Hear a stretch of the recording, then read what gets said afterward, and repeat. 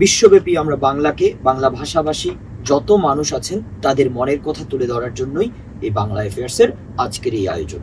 আমাদের সঙ্গে অত্যন্ত গুণী মানুষ, সম্মানিত অতিথি হিসেবে উপস্থিত আছেন।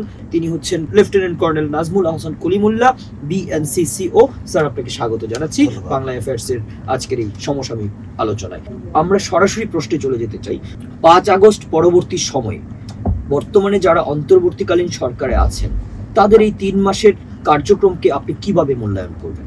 আকাশচুম্বী প্রত্যাশা এবং আপনার এত বেশি পরিমাণ ত্যাগ এবং তিতিক্ষার বিনিময়ে এই সরকারটি প্রতিষ্ঠিত হয়েছে, এবং এমনটি যে ঘটবে সেটির আপনার আশঙ্কা এবং আশাবাদ আমাদের পক্ষ থেকে প্রায় 2-2.5-3 বছর ধরে অনলাইন মিডিয়াগুলোতে আমরা ব্যক্ত করছিলাম স্পেশালি। এবং আমাদের এই বক্তব্য বা এই ভবিষ্যৎ প্রক্ষেপণকে অনেকে ভেবে নিয়েছিলেন সেই নেকড়ের গল্পের মতো, বাঘ আসছে বাঘ আসছে, শেষ পর্যন্ত কি দাঁড়ায়। এবং আমি 2019 সনে যখন চতুর্থ উপাচার্য হিসেবে বেগম-রোকেয়া বিশ্ববিদ্যালয়ে দায়িত্বরত ছিলাম, তখন আবু সাইদকে ইংরেজি বিভাগে ভর্তি করেছিলাম, এবং এই মধ্য জুলাইতে তার এই যে আত্মোৎসর্গ করার ব্যাপারটি, এটি যে স্পার্কটা সূচনা করল সেটাই কিন্তু আপনার বিগত সরকারের এই ভিত তা কাঁপিয়ে তুলেছিল। এবং আমি যেহেতু আসলে একটা মায়ার বন্ধন, ছাত্র শিক্ষক বলে তো কথা, আমি কিন্তু ক্ষুব্ধ প্রতিক্রিয়া তাৎক্ষণিকভাবে ব্যক্ত করেছিলাম, প্রতিবাদ করেছিলাম, এবং প্রথম শোকবাণী আমি প্রদান করি মৃত্যুবরণের পরে, এবং সেটি আমি ফেসবুকে আপলোড করি। এবং তৎকালীন আমার পরবর্তী সাকসেসর হিসেবে যিনি দায়িত্ব পালন করেছিলেন ভাইস চ্যান্সেলর হিসেবে প্রফেসর হাসিবুর রশিদ, তিনি দ্বিধান্বিত ছিলেন। শেখ হাসিনা যদি কুপিত হন এই বিবেচনায়, দীপুমণি যিনি তাকে নিয়োগ প্রদান করেছেন তিনি যদি কুপিত হন, শেষ পর্যন্ত আমি যখন বিষয়টা নিয়ে শোরগোল তুললাম, তখন তিনি তার যিনি জনসংযোগ কর্মকর্তা তাকে দিয়ে একটা দায় সারা গোছের শোকবাণী হাজির করেছিলেন, এবং র্যাবের প্রহরায় ক্যাম্পাস ত্যাগ করে চলে যান, আশ্রয় নেন আপনার সার্কিট হাউসে। সেখান থেকে গিয়ে সেনা ছাউনিতে হাজির হন, এবং সেখান থেকে বিজিবি এসকর্ট নিয়ে সস্ত্রীক ঢাকার উদ্দেশ্যে পাড়ি জমান তিনি সৈয়দপুর বিমানবন্দর থেকে। এবং এই যে অবস্থাটা, আমি বললাম যে যদি তার জায়গায় উপস্থিত থাকতাম তাহলে আমাকে মেরে তারপর। 5 আগস্ট পরবর্তী সময় যখন সরকার পরিবর্তন হলো, তার পরবর্তী সময়ে আমরা যে জিনিসগুলো দেখলাম, শিক্ষকদের উপর যে ধরনের নির্যাতন, নিপীড়ন এবং অন্যায় আচরণ, একজন শিক্ষার্থী হিসেবে কি সেটা করতে পারে? এটাকে আপনি কিভাবে মূল্যায়ন করবেন? দেখুন, সম্পর্কটা একবার তলানিতে যখন পৌঁছে যায় তখন এরকম পরিস্থিতি তৈরি হয়। আপনার ওই যে বলছিলাম হাসিবুর রশিদের উদাহরণ, ছিলেন বাঘ হয়ে গেলেন বেড়াল। তো ফলে মরাল যে অবস্থানটা সেটা কম্প্রোমাইজড হয়ে যায়, এবং তখন মানুষের সম্মানের জায়গাটা আর থাকে না। জাতির পিতা বঙ্গবন্ধু শেখ মুজিবুর রহমানের ছবি সরিয়ে ফেলা হয়েছে, এই বিষয়টাকে কিভাবে মূল্যায়ন করবেন? বাংলাদেশের প্রধান রাজনৈতিক দল যেটি ক্রিয়াশীল বর্তমানে, আপনার বাংলাদেশ জাতীয়তাবাদী দল, সেই দলের অন্যতম মুখপাত্র রিজভী মহোদয়, তিনি এটি ক্ষুব্ধ প্রতিক্রিয়া ব্যক্ত করেছেন। পরে আবার টোন ডাউন করে ব্যাখ্যাও পাওয়া গেছে, সেটা দিয়েছেন। এখন তিনি তার যে প্রতিক্রিয়া, সেখানে শহীদ রাষ্ট্রপতি জিয়াউর রহমানের প্রসঙ্গ টেনেছেন যে তিনি বঙ্গভবনে যেই ছবি খন্দকার মোশতাক নামিয়ে ফেলেছিলেন সেটি পুনঃস্থাপন করেছিলেন। দেখুন, ইতিহাসের যে পরম্পরা, যেখানে এ পর্যন্ত যারাই বঙ্গভবনে আপনার মহান্য রাষ্ট্রপতির দায়িত্ব পালন করেছেন তাদের সবার ছবি থাকবে, এটাই স্বাভাবিক। এবং সেই কারণেই তিনি সেই ধরনের বক্তব্য হাজির করেছেন। আমাদের মাননীয় উপদেষ্টা মাহফুজ মহোদয় তিনি ঘোষণা দিয়েছেন যে বঙ্গভবন থেকে সাবেক রাষ্ট্রপতির ছবি অপসারণ করা হয়েছে। তো পরে সেটারও একটা ব্যাখ্যা পাওয়া গেছে যে ভিন্ন একটি হল রুম থেকে সেটি অপসারণ করা হয়েছে, যেখানে ঐতিহাসিকভাবে সকল রাষ্ট্রপতির ছবি শোভা পাচ্ছে, সেখান থেকে কিন্তু অপসারণ করা হয়নি। কারণ আপনি ইতিহাসকে কখনো পুনর্লেখন করা যায় না। এই সেন্টিমেন্টটা এবং এই রিয়েলাইজেশনটা শহীদ রাষ্ট্রপতি জিয়াউর রহমানের ছিল এবং পরিষ্কার বলেছেন ইউ ক্যানট রিরাইট হিস্ট্রি। বর্তমান অন্তর্বর্তীকালীন সরকার কিভাবে রোডম্যাপ দেবে নির্বাচনের এবং এর জন্য কতটুকু সময় লাগতে পারে? দেখুন, সংস্কার কমিশন তার মতো করে কাজ করছে, কিন্তু রোডম্যাপ ঘোষণার দায়িত্ব কিন্তু অন্তর্বর্তী সরকার প্রধানের, এবং সেই নিয়ে যথেষ্ট উৎকণ্ঠা আছে, যথেষ্ট আপনার ভাবাবেগ কাজ করছে এখানে, এবং এই ইস্যুটাকে জড়িয়ে নানান রকম বক্তব্য কিন্তু আমরা দেখতে পাচ্ছি সোশ্যাল মিডিয়াতে। তবে যাই বলুন না কেন, পথ পরিক্রমা নির্দিষ্ট একটি তারিখ ডে কবে সেটা যতক্ষণ পর্যন্ত ঘোষিত না হচ্ছে ততক্ষণ পর্যন্ত এটা নিয়ে জল্পকল্পনা থাকবে, এটাই স্বাভাবিক। আর এখন যেটি নতুন প্রসঙ্গ উত্থাপন করা হচ্ছে সেটি হচ্ছে শুধুমাত্র একটি নির্বাচন দিবস বা তারিখের জন্য এতগুলো মানুষ প্রাণ দেয়নি।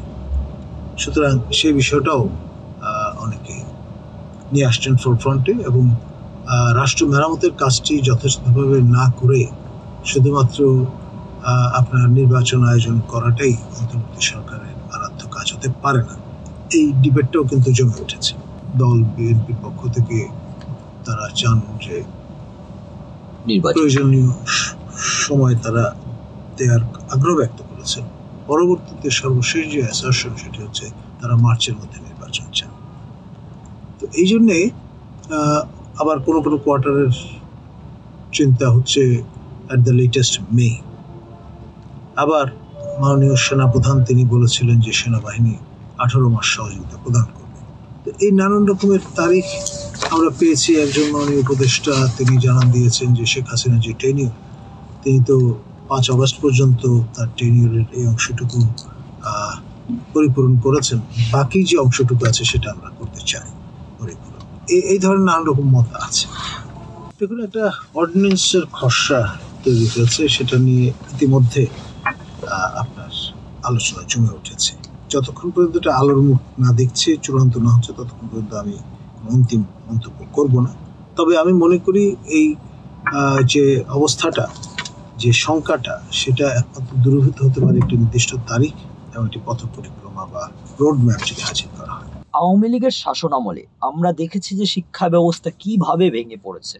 আমি খুব সবিস্তারিত আপনার কাছ থেকে শুনতে চাইবো যে শিক্ষা ব্যবস্থা ভেঙে পড়ার নেপথ্যে প্রকৃত অপরাধী কে এবং তিনি কি কি করেছেন।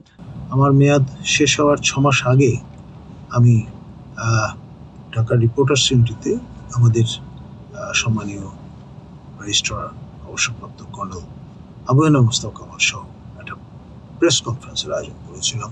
প্রায় 12-14টি ইলেকট্রনিক মিডিয়া ছিল, সেখানে প্রিন্ট মিডিয়ার প্রতিনিধিরাও ছিলেন, এবং আমি খোলামেলা ছেড়ে কেশে দায় এবং দায়িত্ব নিয়ে বলেছি যে এই সমগ্র শিক্ষা ব্যবস্থার এই যে অবস্থাটা এবং আমাদের বেগম রোকেয়া বিশ্ববিদ্যালয়ের যে পরিস্থিতি, এর সম্পূর্ণ দায় এবং দায়িত্ব তৎকালীন মাননীয় শিক্ষামন্ত্রী দীপু মনির।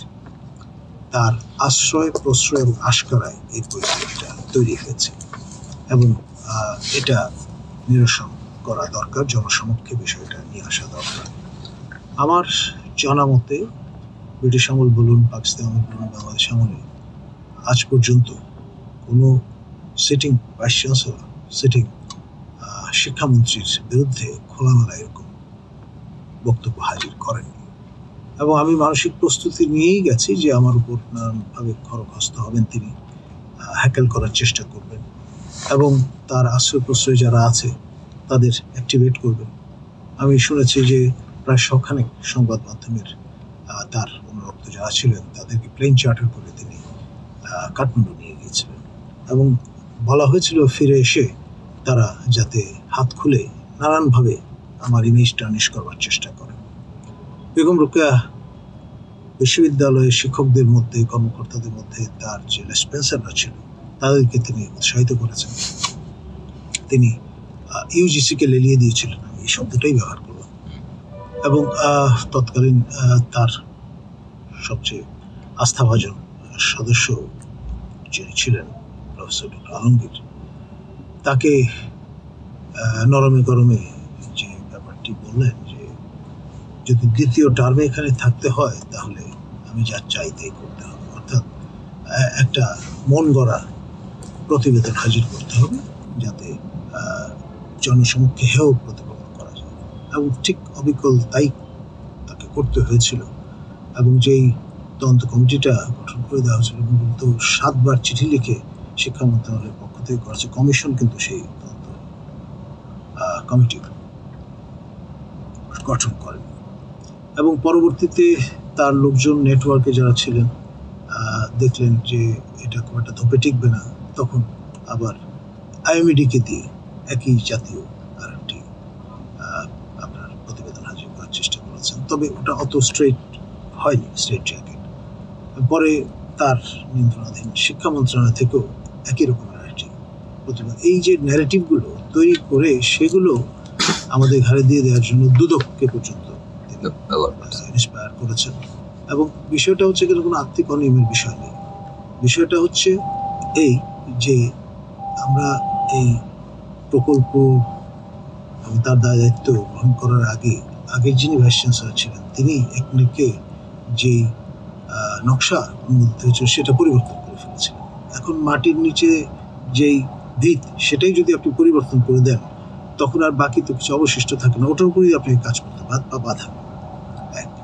দ্বিতীয়ত আপনার যে কনসালটেন্ট ছিলেন তার মেয়াদ শেষ হয়ে গিয়েছিল, তিনি অনাগ্রহ ব্যক্ত করেছিলেন। কাজ তো থামিয়ে রাখা যাবে না, আমাদের ছাত্রছাত্রীদের তারপরে বিদ্যুৎ সমাজের সবারই একটা আকাঙ্ক্ষা উত্তরের বাতিঘর। এখানে এই প্রকল্প 99 কোটি টাকার মতো, সেটি সম্পন্ন করার জন্যে আমাদের অগ্রসর হতে হয়েছে। আমরা সবাইকে জানান দিয়েছি, পত্রিকায় বিজ্ঞপ্তি দিয়েছি, সকল স্টেক হোল্ডারকে চিঠি দিয়ে বলেছি যে এখানে কাজ তো থামিয়ে ফার্দার কাজগুলো এইভাবেই করতে হবে। এবং তারপরেও সব জেনে শুনে দীপুমণি আমাদের কাজ আটকে দিলেন যাতে আপনার এটা সম্পূর্ণ না হয়। আমাদের কাছে অবশ্য যা টাকা ছিল আমরা পুরোটাই কিন্তু ট্রেজারিতে জমা দিয়ে দিয়েছি, রাখি বিশ্ববিদ্যালয়ের তহবিলে। এবং যাবতীয় হ্যাকেল করা যায় তার সর্বাত্মক প্রয়াস তিনি নিয়েছেন, কিন্তু শেষ অবধি আমরা প্রিভেল করেছি। এবং তার লোকজন কিন্তু ধরুন পপুলার গণমাধ্যমে আছে, তিনি একসময় ছাত্র ইউনিয়ন করতেন এবং তার সিম্প্যাথাইজাররা প্রথম আলোতে আছে, টিআইবিতে আছে, তারপর দুদকে আছে, আইএমইডিতে আছে, শিক্ষা মন্ত্রণালয়ে আছে।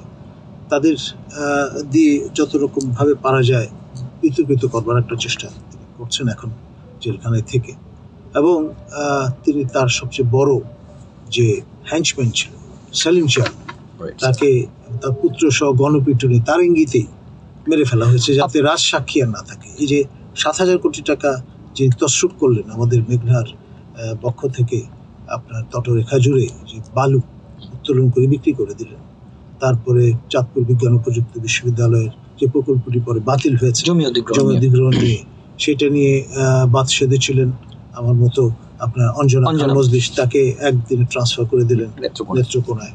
তারপর চাঁদপুর আওয়ামী লীগ যখন দায় এবং দায়িত্ব নিতে অস্বীকার করলো এবং আমাদের সেই সময় সংবাদ মাধ্যমে যথেষ্ট সক্রিয় ছিলেন, একসময় সভাপতি ছিলেন প্রেস ক্লাবের, পরে মেম্বার পার্লামেন্ট হয়েছিলেন, তিনি যখন সোচ্চার হলেন, এই সব কিছু মিলিয়ে ব্যাপারটি দাঁড়ালো আদালতের দৃষ্টি আকৃষ্ট হলো। আদালত দুদককে নির্দেশ প্রদান করাতে তখন শিক্ষা সচিব মহোদয় একটা তদন্ত কমিটি করলেন একজন অতিরিক্ত সচিবের নেতৃত্বে। এই ঘটনার জাহাজানি হওয়ার পর তিনি তার প্রভাব খাটিয়ে দীপুমণি পরের দিনই শিক্ষা সচিবকে ট্রান্সফার করে দিলেন, যাতে এটাও তৃতীয় যায়। এই হচ্ছে দীপুমণির কায় কারবার, এবং তিনি এই শিক্ষা ব্যবস্থা ধ্বংস করার একেবারে চূড়ান্ত যা যা করা দরকার সবই করেছেন। তার ধারাবাহিকতা পরবর্তী নভেল এর মধ্যে যুক্ত হয়েছেন, এবং সেই লিগেসি একেবারে যে বিদায় নিয়েছে সেটা ভাবার কোনো কারণ নেই।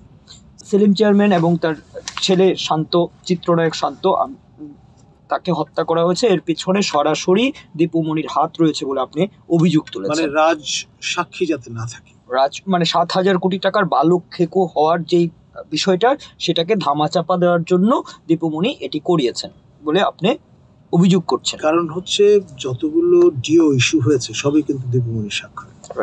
আপনি দায় এড়াবেন কি করে? এবং আমাদের যে বেগম রোকেয়া বিশ্ববিদ্যালয় যে প্রকল্পে যে অচল অবস্থা, সেটাও দায় দায়িত্ব সম্পূর্ণ তার, যেহেতু তিনি তৎকালীন যেহেতু আমরা তার বিরুদ্ধে অবস্থান নিয়েছি, সেই কারণে তিনি তার প্রতিহিংসা চরিতার্থ করার চিন্তা থেকে আমাদের প্রকল্পটি আটকে দিয়েছে। অভিযোগ এসেছে দীপুমণির ভাই সম্পর্কে, আমি তার সম্পর্কে একটু জানতে চাই। দেখুন, সহদর তিনিও পেশায় ডাক্তার, এবং ওয়াদুদ ভালো নাম, ডাক নাম টিপু। তো চাঁদপুরের লোকজন মজা করে তাকে টিপুমণি হিসেবে অভিহিত করতেন। এবং তিনি এতই মানে দৃষ্টি নজর কারা হয়ে গিয়েছিলেন যে সরকারি জমি দখল করে তিনি বিশাল এলাকা জুড়ে তার নিজের নামে টিপুনগর স্থাপন করেছিলেন, যেটা আসলেই ন্যাক্কারজনক একটি ঘটনা। এবং এটা আপনার সরকারের তাবে নিয়ে আসাটা অনতিবিলম্বে প্রয়োজন। তিনি 400 কোটি টাকার যে স্ক্যামটা শিক্ষা মন্ত্রণালয়, যে কারণে সচিব মহোদয়কে সরে যেতে হলো, সেটার কিন্তু ইনভেস্টিগেশন হওয়া দরকার। তার বিরুদ্ধে কি ধরনের ব্যবস্থা নেওয়া যেতে পারে বলে মনে করেন? আমি তো মনে করি যে এই যে বেগম রোকেয়া বিশ্ববিদ্যালয়ের আমাদের প্রকল্পটি যে মুখ থুবড়ে পড়লো, এর দায় তিনি এড়াতে পারেন না।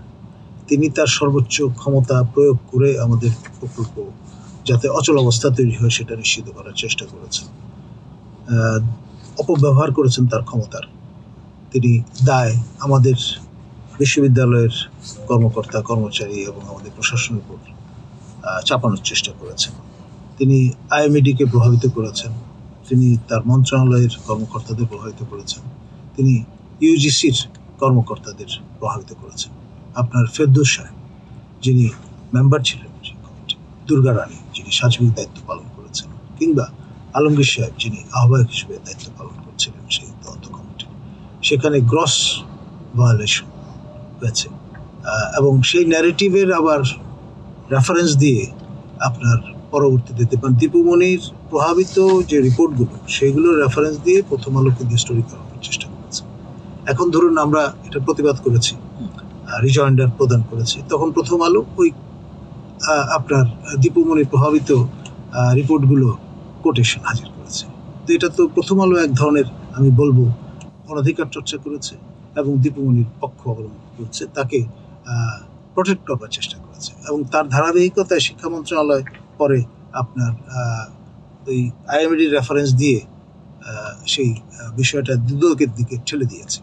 অর্থাৎ দায় কিন্তু দীপুমণিকে নিতে হবে। দীপুমণিকে বাদ দিয়ে আপনার যদি কোনো কিছু করবার চেষ্টা করা হয়, সেটা হবে আমাদের এক ধরনের বৈষম্য। স্যার, আপনি বৈষম্যের কথা বললেন, আমরা খুব এই সাম্প্রতিক সময়ে এসে দেখছি যারা বৈষম্য বিরোধী আন্দোলনের নেতৃত্ব দিয়েছেন তাদের মধ্য থেকেই উঠেছে যে অন্তর্বর্তীকালীন সরকারে যারা এখন উপদেষ্টা আছেন তারা একটা বিশেষ অঞ্চল থেকে উঠে এসেছে। এটাকে কি কোনোভাবেই আপনি বৈষম্য মনে করেন না? দেখুন, যে কথাটি খুব মুখরোচকভাবে উপস্থাপন করা হয় যে এটা চট্টগ্রাম বিভাগের সরকার, 13 জনই চট্টগ্রাম, মানে বৃহত্তর চট্টগ্রাম কুমিল্লা এই অঞ্চল থেকে আগত। এখন উত্তরবঙ্গ কিংবা দক্ষিণবঙ্গ মিসরিপ্রেজেন্টেড হবে কেন? এমনকি রাজনীতি সরকারের সময় এই বিষয়গুলো বিবেচনায় নেওয়া হতো। এখন তো যতক্ষণ পর্যন্ত পরিবর্তন না হচ্ছে কোনো ভাবে জাস্টিফাই করা মুশকিল। যিনি মুখপত্র তিনি বলেছেন যে মাত্র 4 জনের এনজিও সংশ্লিষ্টতা আছে, কিন্তু পপুলার পারসেপশন হচ্ছে এটা এনজিওদের সরকার। পারসেপশন তো এমন একটা জিনিস, সেটা তো একদিনে তৈরি হয়নি, নানান কারণে নানানভাবে সেটা হয়েছে। আর সোশ্যাল মিডিয়াম সিলেক্ট করা হয়েছে বলে আমার ধারণা, এবং সেই কারণে সোশ্যাল মিডিয়াম সবচেয়ে বেশি গুরুত্বপূর্ণ ভূমিকা পালন করেছে হাসিনা সরকার উৎখাতের ক্ষেত্রে। কিন্তু নিজেরা দায়িত্ব নেওয়ার পর থেকে এই বিষয়টাকে অতটা আমলে নেওয়া হয়েছে বলে আমার মনে হয় না। সেই জন্যে আমি মনে করি যে যারা এই দায়িত্বগুলো পালন করছেন তাদের অবশ্যই মনে রাখতে হবে যে তারা দায়িত্ব পালন করছেন at the end of the month তাদের পেচেক আসে জনগণের করের টাকায়। এই করের টাকা যাতে আসলে করায় গন্ডায় কাজে লাগে, সেই বিষয়টা যেন তারা ভুলে না যায়। অসংখ্য ধন্যবাদ স্যার। আমরা একদম সর্বশেষ খুব ছোট্ট করে একটা প্রশ্ন নিচ্ছি, যেটা আমাদের পাঠক এবং দর্শকরা জানতে চায়। এই বর্তমান অন্তর্বর্তীকালীন সরকারের যে এই মুহূর্ত পর্যন্ত কার্যক্রম, এতে দেশের মানুষ কি প্রকৃতপক্ষে সন্তুষ্টি প্রকাশ করার মতন জায়গায় এসেছেন কিনা? প্রত্যাশা সেইটি কতটা পরিপূরণ হয়েছে এটা নিয়ে এক ধরনের সোল সার্চিং চলছে এখন। একেবারেই পরিপূর্ণভাবে হতাশ হয়ে পড়েছেন লোকজন কিংবা আশা ছেড়ে দিয়েছেন আমি সেটা বলবো না, তবে সোল সার্চিং এর জায়গায় এসে উপনীত হয়েছেন। এখনই সময় সম্বিত ফেরাবার, এবং তারা যদি গা ঝাড়া দিয়ে না ওঠেন তাহলে বিপদের শঙ্কা আছে। তার মানে আপনি বলছেন যে বিপদের একটা শঙ্কা আছে, যে এই অন্তর্বর্তীকালীন সরকারে যারা এখন দায়িত্ব পালন করছেন তারা যদি দায়িত্ব পালনে পরিপূর্ণভাবে ব্যর্থ হন তাহলে বিপদের শঙ্কা আছে। সেটা তো আমাদের মাননীয় প্রধান উপদেষ্টাও বলেছেন যে আমরা যদি ব্যর্থ হই তাহলে রাষ্ট্র বিপন্ন হবে। অসংখ্য ধন্যবাদ স্যার আমাদের বাংলা অ্যাফেয়ার্সকে আপনার মূল্যবান সময় দেওয়ার জন্য। দর্শক শ্রোতাদের কাছ থেকে আজকের মতো বিদায় নিচ্ছি। আমরা আবারও নতুন কোনো অতিথির সঙ্গে আপনাদের সঙ্গে পরিচয় করিয়ে দেব এবং সমসাময়িক ভাবনা নিয়ে আলোচনায় অবতীর্ণ হব। সকলকে ধন্যবাদ, সবাই ভালো থাকবেন। ধন্যবাদ স্যার।